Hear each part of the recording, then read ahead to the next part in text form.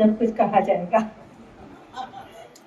मंच पर आसीन सभी सच्चे अतिथियों का बैतूल की भूमि पर अभिनंदन है। भगवान श्री गणेश की श्री चरणों में मैं नमन करते हुए अपनी बात को यहाँ से प्रारंभ करना चाहूंगी।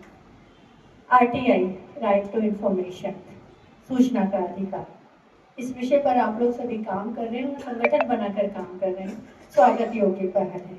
लेकिन क्या हम आरटीआई का उपयोग वास्तव में बहुत सही तरीके से करते हैं, या आरटीआई एक्टिविस्ट ने इतने समय में जो अपनी पहचान बनाई है, क्या वो धूमिल नहीं हो रही है? क्या उन पर कीचड़ नहीं उछाला जाता? क्या उन्हें ब्लैकमेलर नहीं कहा जाता? आखिर ये धब्बे आरटीआई एक्टिविस्ट के चरित्र पर, पोशाक पर क्यों लगाए जाते हैं? हम इंफॉर्मेशन के अधिकार को बहुत अच्छे से जानते हैं, हम बाकायदा उस पर इंफॉर्मेशन भी लेते हैं, लेकिन कई बार जनहित के लिए लगाया गया राइट टू इंफॉर्मेशन वास्तव में जनहित कर पाता है क्या? नहीं कर पाता, वह स्वहित में बदल जाता है। हम अपना हित देखते हैं, जनता का हित भूल जाते हैं। ये आज आरटीआई की वास्तविक पहचान है, क्योंकि हमारा देश लोकतंत्रात्मक देश है। लोकतंत्र को हम लोग फॉलो करते हैं और बहुमत के साथ जाते हैं। तो आरटीआई एक्टिविस्ट यदि 100 है तो यकीन मानिए 90 ब्लैकमेलर हो गए हैं। तो बहुमत अगर आप जाएंगे तो ब्लैकमेलर्स के साथ जाएंगे। तो जो 10-5 लोग हैं 100 में से, वो अपने आप को साबित करने में कई बार चूक जाते हैं या वो साबित नहीं कर पाते, क्योंकि बहुमत ऐसे लोगों का है। तो कहते हैं कि कीचड़ को साफ करने के लिए, मतलब कीचड़ में कमल खिलाने के लिए कीचड़ में उतरना ही पड़ेगा।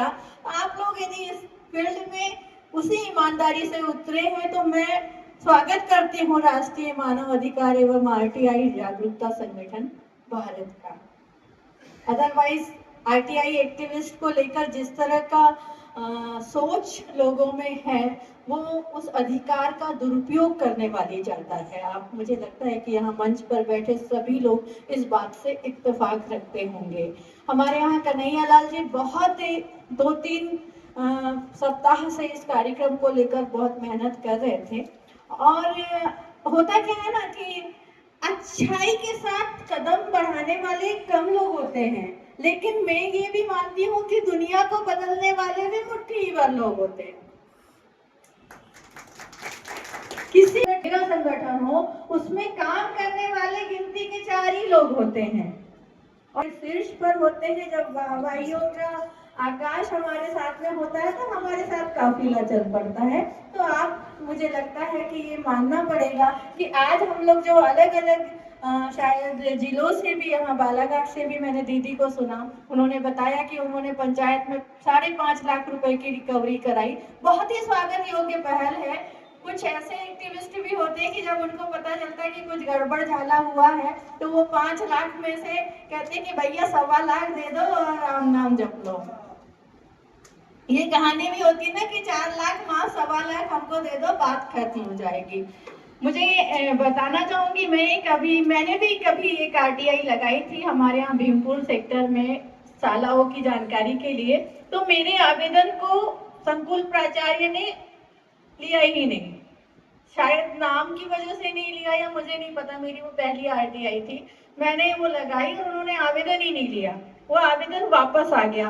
फिर हमारे यहाँ आरटीआई एक्टिविस्ट है, उनसे मैंने सलाह ली, क्योंकि मुझे बहुत ज्यादा इसके बारे में जानकारी थी नहीं। तो उन्होंने बताया कि यदि आपका आवेदन वापस कर दिया गया है तो सामने वाले बंदे को निःशुल्क जानकारी देनी पड़ेगी। और हुआ भी वही, हम सीधे अपील में चले गए। अपील में हमने सहायक आयुक्त को वो हमारा आवेदन पुटअप किया, कवर लगा वाला लिफाफे के साथ में अपना आवेदन बना के अपील में गए, और सहायक आयुक्त ने उस पर आदेश किया कि नियमानुसार निःशुल्क जानकारी संबंधित को प्रदान की जाए। और उसके बाद आज भी वो इकट्ठे रखे हुए, हालांकि उसको मैंने खोल के नहीं देखा, काफी सारी इंफॉर्मेशन उस संबंध में आई हुई है। तो आप यदि अपने इंफॉर्मेशन को लेकर क्लियर है और आप यदि